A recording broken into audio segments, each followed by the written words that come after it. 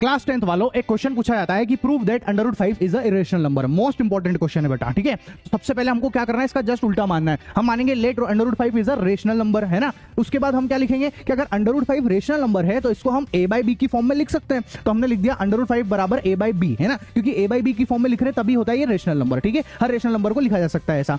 अब यहाँ पे a और b जो है कोप्राइम नंबर है। कोप्राइम नंबर का मतलब ये होता है कि इनका HCF 1 आएगा, मतलब ये दोनों ही नंबर जो है सिर्फ 1 से ही डिवाइड हो सकते हैं, 1 के अलावा ये किसी भी नंबर से डिवाइड हो सकते हैं, ये कहने का मतलब है इसका, ठीक है ऐसा। अब यहां पे मैंने क्या किया, 5 को इधर पहुंचा दिया तो √5 भी बराबर a हो गया। फिर आप देखो यहां पे हमने दोनों तरफ स्क्वायरिंग कर दी। स्क्वायरिंग करने के बाद में यहां पे हो गया √5 का स्क्वायर 5, b का स्क्वायर b स्क्वायर बराबर a स्क्वायर, ठीक है। अगली स्टेप में हमने क्या किया कि यहां से इस 5 को नीचे पहुंचा दिया, डिवाइड में कर दिया, तो b स्क्वायर बराबर a स्क्वायर बाय 5 हो गया यहां पे। अब आप इस बात का मतलब समझो, a स्क्वायर बाय 5 का मतलब है कि 5 जो है वो इस a स्क्वायर को डिवाइड कर रहा है। अगर 5 a स्क्वायर को डिवाइड करता है बेटा तो 5 जो है वो a को भी डिवाइड करेगा, हमने आपको बता रखा है, ठीक है। तो यहां पर 5 जो है वो a को डिवाइड करेगा, तो इसलिए हमने लिख दिया a/5। अब ये जो 5 है ये इस a को डिवाइड करेगा तो कुछ तो आंसर आएगा ना, तो हमने अपनी तरफ से मान लिया कि भैया वो आंसर c है, ठीक है।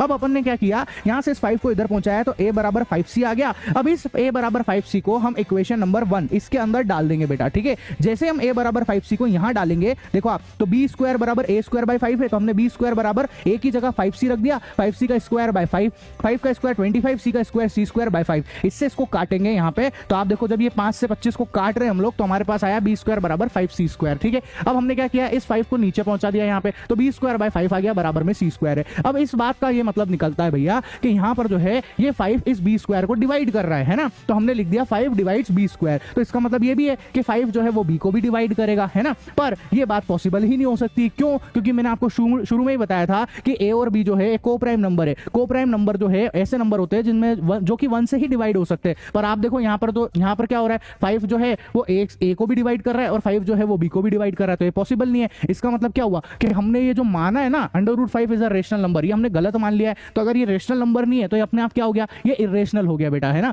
रील को सेव कर लेना, बहुत काम की, बोर्ड एग्जाम में क्वेश्चन बिल्कुल पूछा जाएगा आपसे।